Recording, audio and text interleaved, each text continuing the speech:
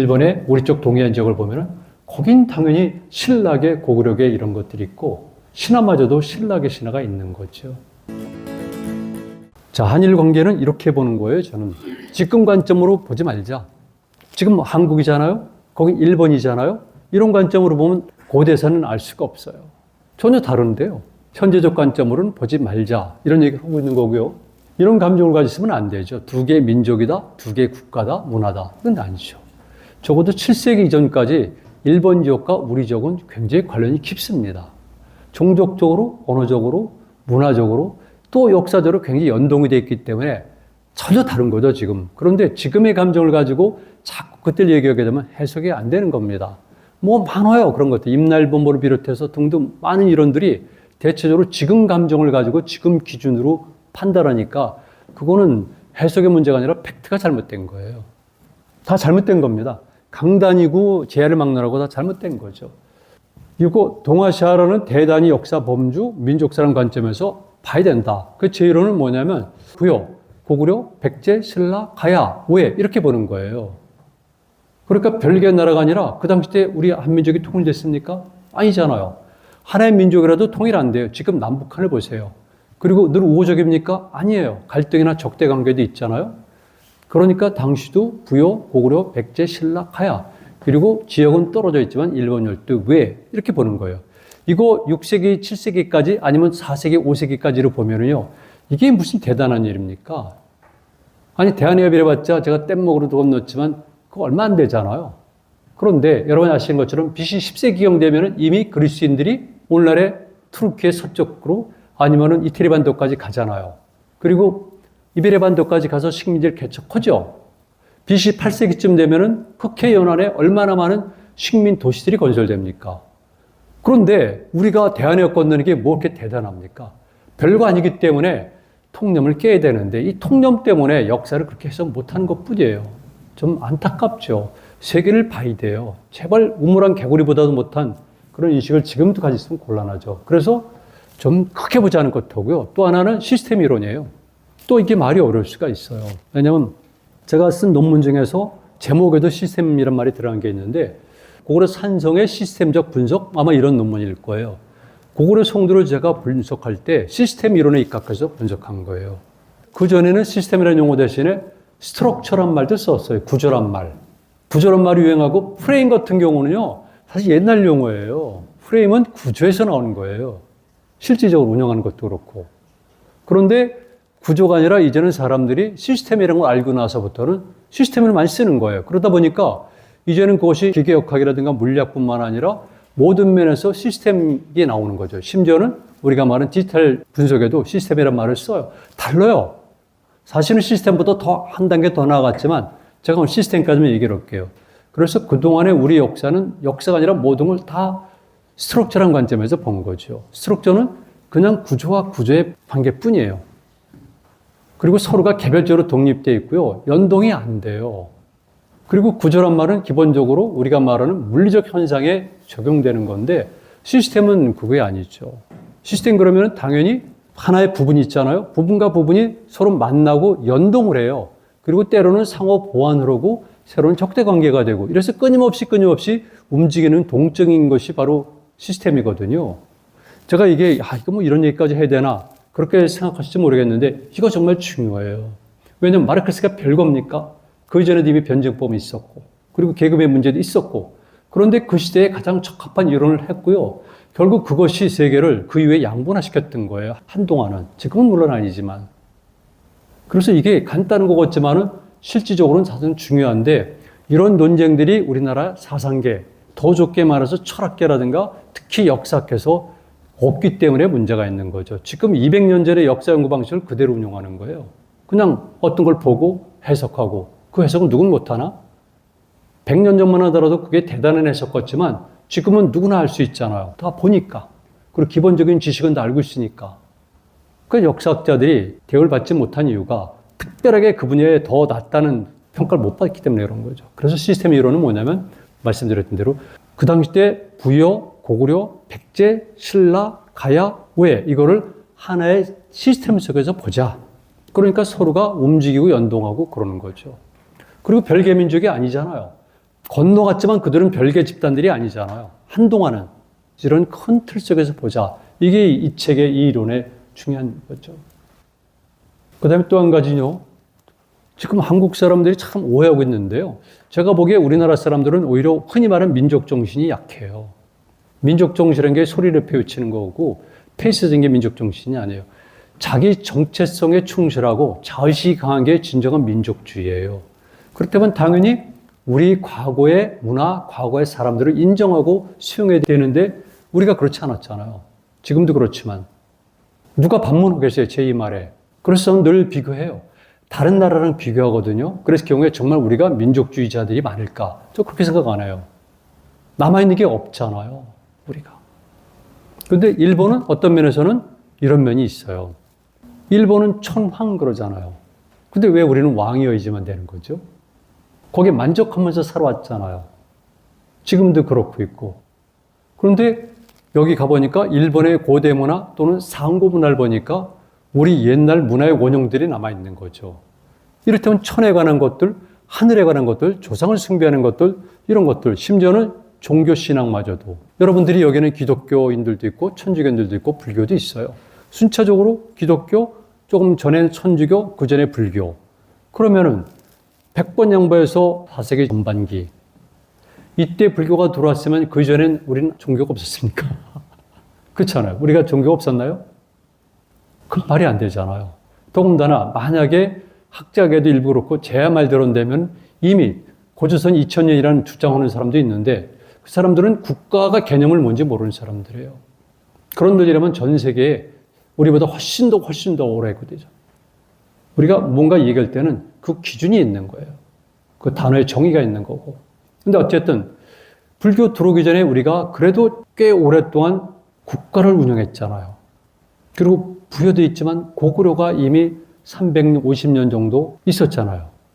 백제도 오래 있었고 다 양보하더라도 그럼 당연히 국가를 지탱하는 이데올로기는 있어야죠. 즉 종교가 있어야 되는 거죠.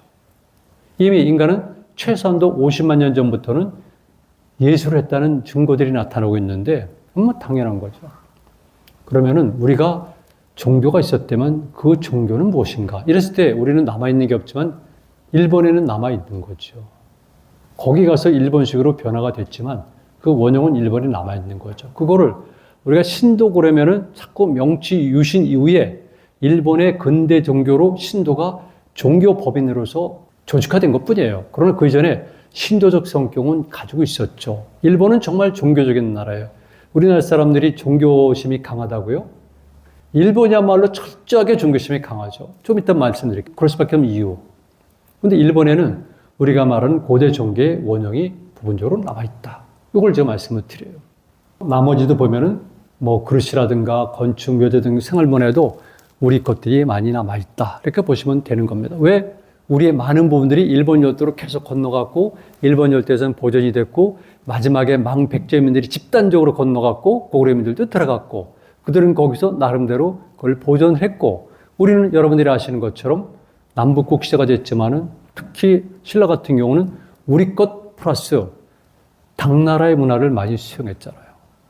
고려는 자연스럽게 그렇게 됐고 그러다 보니까 우리는 우리의 그전에 있었던 그런 것들을 스스로가 적용해가면서 변화시킨 것이 아니라 비자발적으로 많이 탈취당했고 왜곡당했다는 겁니다.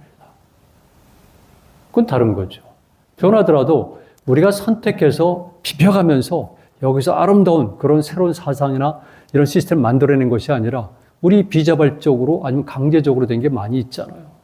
심지어는 우리가 가지고 있는 내적 논리란 제 용어지만 어떤 사상도 일본 열대는 많이 남아있다. 제가 긍정적으로만 보는 것이 아니라 우리의 모습들이 거기 남아있기 때문에 우리는 같이 보면서 우리의 옛 모습도 찾아야겠다는 제 주장입니다. 그러면 일본은 어떤 특성을 가지고 있는가?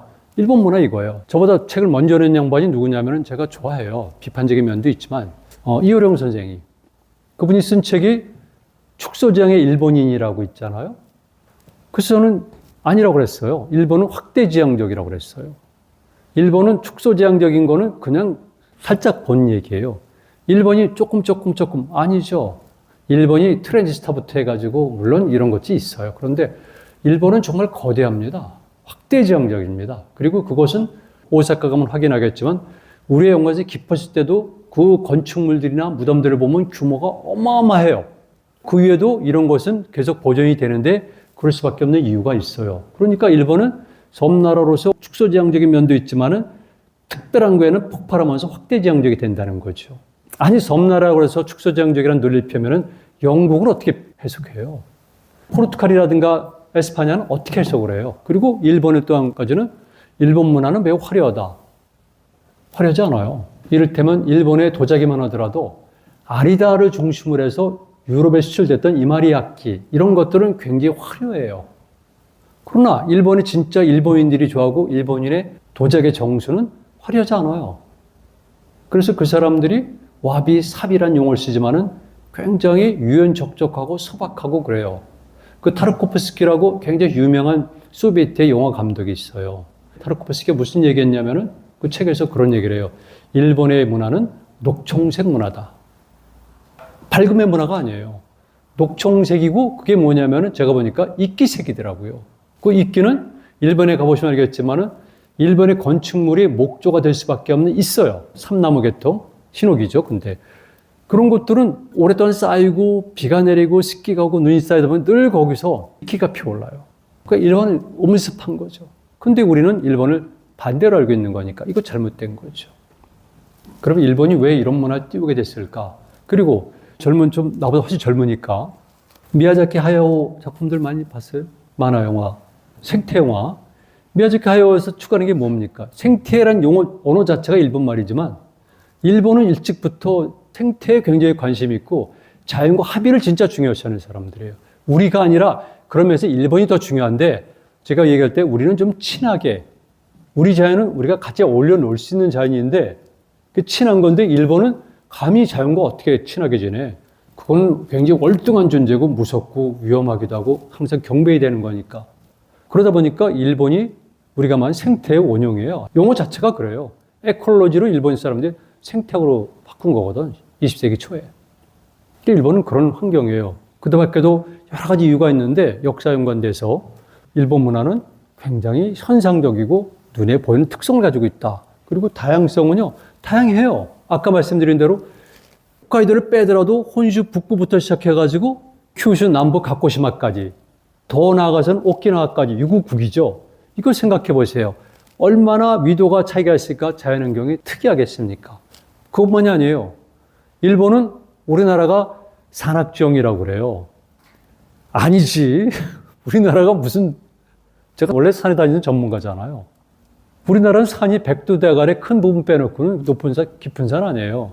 한국 사람들은 그걸 깊은 산을 생각할지 모르겠지만 그건 일반적 기준에 따르면 깊은 산 아니에요. 다른 나라도 있고 지금 유럽 알프스라든가 등등도 있지만 한 일본만 하더라도 일본이 얼마나 산악 국가입니까? 거기는 70% 이상이 되는데요. 그리고 거기 산과 우리 산은 비교할 수 없죠. 그리고 일본의 숲은요, 가기가 힘들어요. 우리나라 숲은요, 전 예전에 동굴 탐험을 하다 보니까 일반적인 등로를 벗어나서 등로 없는 데로 가는 거예요. 동굴을 발견하기 위해서, 탐험하기 위해서. 근데 한여름이라도 겁없이 다녀요. 우리나라 독충 있어요? 없잖아요. 잊어버릴 염려도 없고, 물 따라 내려오면 되는데 뭘 어려워. 그러니까 우리는 아무 데나 들어가는데 일본은 그건 불가능해요. 영화에도 많이 나오잖아요. 자살하러 사람들이 들어가는 숲도 있을 정도로 일본은 들어가면 못 나오는 게 많아요.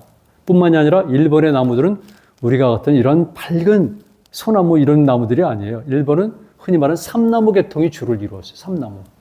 스기나무. 목욕탕 가면 그러니까 거기는 음습하기 짝이 없어요.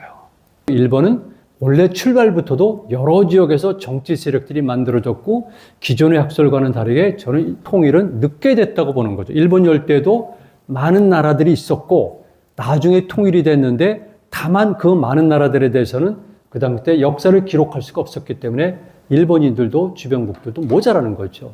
거대한 고분군들의 분포를 보면 확연히 드러나요. 우리가 고구려, 백제, 신라, 가야 이런 식으로 나눠졌는데 일본 열도가 처음부터 통일됐다는 말입니까? 그건 말도 안 되는 거지. 이런 일본 학자들이 전때 반론을 펴야 돼요, 사실은. 그것이 그대로 내려가면서 막부 이전, 그러니까 가마쿠라 막부 때도 그렇고 나중에 에도 막부 때도 그렇고 전부 다 각각의 지방자치적 성격이 강한 거니까 우리가 말하는 국가, 일본에서 말한 국은 다른 거죠. 일본에는 그 번 하나하나가 국이에요. 국이에요. 그리고 그 국을 나가면 안 돼요. 나가면 똑같이 월경이 되는 겁니다. 그럼 반란이죠. 그래서 그 대표적인 사람이 누구냐면 바로 이토 히로부미의 스승인 요시다 쇼이디예요. 이토 히로부미도 나중에 그랬지만, 왜냐면 멋대로 번을 나갔거든. 그리고 멋대로 그 당시 왔던 페리제독이 타고 왔던 흑선에 올라탔거든. 그러니까 당연히 세형을 받는 거죠. 그래 우리랑 다르다니까요. 우리는 중앙 집권화된 나라잖아요. 고려 이후에. 그리고 일본은 당연히 다양성이 되는 거고 문화도 다양하고 우리 번과 그 번과의 경쟁이 필요하니까 거기서는 정책도 경쟁 체제가 되지만 문화도 다른 거죠. 그래서 일본의 지방자치제, 일본의 지방 문화와 우리는 다른 거죠. 우리가 무슨 지방 문화 큰 차이가 있어요. 더군다나 일제 때 다 없어지고 구이 없애가지고 지금은 다 새롭게 만들어가는 거지. 일본은 안 그런 거죠. 원래 그런 나라니까. 그래서 제가 일본을 찬양하는 것이 아니라 일본의 실체를 알자. 그런데 그 같은 일본의 그런 시스템이 지금 이 시기에도 적합할까? 그건 별개 문제예요. 이렇게 모든 것이 전변하는 시기에 완전히 시빌리제이션이 쉬프트하는 이 시대에 그럼 일본식의 이런 세계관과 사회 시스템이 지금도 유리할까? 그건 모르죠. 그러나 적어도 현재까지를 보면 일본은 이렇다는 거 말씀드린 겁니다. 아, 일본은 이래서 했구나. 그리고 신화도 일본의 신화가 많은데 보니까 거기는 고구려의 신화도 들어가 있고 가야의 신화도 들어가 있고 신라의 신화도 들어가 있고 이게 당연한 것 아니겠어요? 우리도 고대 역사를 살펴보게 되면 고구려가 건국하게 되면 고구려 건국 신화에는 당연히 첫 번째 원조선의 신화 그리고 부역의 신화 그리고 그 지역에서 토착민의 신화 이게 합쳐지지 않겠어요? 어느 나라 신화도 다 마찬가지죠. 그리스 신화나 로마 신화로 볼 때 신통기라는 게 있잖아요. 신의 계통을 쓴 것들 보면은 전부 다 이렇게 섞이는 거예요. 당연히 일본 신화 속에서도 한반도에서 건너왔던 가야계 시가 먼저, 그 다음에 신라계, 그 다음에 백제계, 나중에 고구려계 신해 이게 합쳐져서 일본의 신화가 만들어지니까 일본의 건국 신화라든가 중요한 문화 신화를 보면은 거기에 성격들을 우리가 찾아낼 수가 있죠. 그래서 일본 신화를 보면은 나오는 거예요. 특히 일본의 우리 쪽 동해안 지역을 보면은 거긴 당연히 신라계, 고구려계 이런 것들이 있고 신화마저도 신라계 신화가 있는 거죠. 우리랑 관계가 깊어요. 그래서 삼국통 전쟁이 일어나기 전까지 일본 열도 우리는 정말 긴밀한 관계였었다. 그리고 앞에는 조그만 대한해협을 건너서 같이 이루어진 국가였었다 보면 돼요. 특별한 거겠습니까? 그리고 오늘날의 국가 스테이트 개념이 아니기 때문에 너무나 당연한 것뿐이에요. 고대는 식민 모국과 자국의 관계였었다. 모자 관계예요. 그래서 좀 과감하게 해석하는 거죠. 일본 열대에 있는 세력들은 이 땅에서 건너간 사람들이고 처음에는 비자발적으로 이주로 건너갔지만 보트 피플로 건너갔지만 조금 지나니까 거기에는 국가적 이익을 위해서 진출한다. 아메리카를 한번 생각해 보세요. 처음에 누가 갑니까? 처음에 그냥 발견하고 탐험가들이 가고 그 다음에 장사꾼들이 가고 선교사들도 가고 미션이라는 것을 보듯이 그쪽은 남아메리카지만 어쨌든 이렇게 가는 것 아니겠습니까? 그 다음에 그들을 보호하기 위해서 군대가 파견되고 관리가 가고 그 다음에는 이제 본격적으로 국가가 개입하는 거죠. 동남아시아마저도 동인도 회사를 만든 이유가 뭐겠습니까? 국가가 갈 능력도 없고 개입해서도 안 되니까 상인 집단들을 파견해서 그들이 국가의 권력을 대행하게끔 만드는 게 동인도 회사잖아요. 그러면 똑같은 거예요. 당연히 여기도 마찬가지죠. 그래서 제가 지중해라는 용어를 썼으니까 지중해적 관점에서 보지 않겠어요? 그러면 그리스와 마찬가지로 본국에 있는 식민 모국들이 있고 그 다음에 일본 열대는 자국들이 있고 새끼의 관계죠. 어머니와 자식의 관계. 그런데 만약 그리스 세계가 하나의 국가였었다면은 모든 주변 지역에 있는 식민 도시들은 전부 다 그리스란 나라의 새끼들이겠네. 그리스는 국가란 말이 아니잖아요. 그냥 지역 내지 문화권이잖아요. 중국과 똑같이 그건 지역과 그냥 문화 개념이에요. 그러면은 거기에 얼마나 많은 나라들이 있었어요. 이럴 대표적인 도시국가가 아테네. 그보다 더 센 나라가 스파르타. 스파르타보다 더 센 나라가 테베. 많죠. 그러니까 이런 나라들이 국이죠. 폴리스들이 당연히 자기들이 가가지고 곳곳에 식민지를 건설하니까 그 식민지들은 뭡니까? 그 나라의 새끼들이에요, 자국들. 일본 열도에도 고구려계의 식민 자국들이 있고 가야계의 식민 자국들이 있고 신라계가 있고 이렇게 되는 거죠. 그런데 그들이 모여가면서 더 크게 되고 그 다음에 그들끼리 싸움도 벌어지고 챙패전 벌이잖아요. 이건 이때부터 사례에 나오는 거예요. 그러면 그들과 본국가는 어떤 관계를 맺을까? 여러분 잘 아시죠? 펠로폰네소스 전쟁, 아테네하고 스파르타 간의 전쟁. 이게 펠로폰네소스 전쟁인데 그러면은 해외에 있는 식민지들은 어떻게 되겠어요? 아테네 식민지들은 아테네 편을 들고 스파르타 식민지들은 스파르타 편을 들겠죠. 기본적으로. 그러나 안 그럴 수도 있잖아요. 이해관계량이 있고 이미 독자성을 띄우게 되니까. 그러니까 역학관계가 조금 복잡해지죠. 당시 고구려 백제 신라 가야가 있을 때 주로 신라 지역에 그리고 가야랑 연관되고 특히 최근에는 백제 쪽도 얘기를 하고 있잖아요. 임날본부라고 불려지는 아니지만 어쨌든 일본 열도계의 세력들이 온다면은 그들이 오늘날 말은 일본입니까? 아니에요. 그럼 그들이 통일된 왜입니까? 아니에요. 아니 한반도가 이렇게 고구려 백제 신라 가야 그 외에도 많이 있지만 이런 나라들이 이루어졌는데 일본 열도 더 그러지 않겠습니까? 우리가 통칭, 왜 이렇게 얘기하지만 그들은 하나의 통일된 세력이 아니라 그 세력의 한 부분이라는 거죠. 결론은 우리는 이제는 시스템적 관점에서 보자. 두 번째는 우리와 일본은 구분하자. 일본이란 국호가 생기기 이전에 그리고 백제의 멸망으로 인해서 이제 통일된 신라와 일본 열대 세력과는 완전히 원수가 되기 이전과는 구분하자는 거죠. 그 전까지는 외 또는 외국입니다. 그러나 670년 이후에 일본은 일본입니다. 그러니까 일본과 외는 반드시 구분해야 되고요. 주민과 나라, 민족들은 구분해야지 그렇지 않고 지금의 감정에 휩싸여서는 곤란하다. 이런 말씀을 제가 드리는 겁니다. 자, 이 정도로 일단 첫 시간을 끝내고요. 쉬었다가 하겠습니다.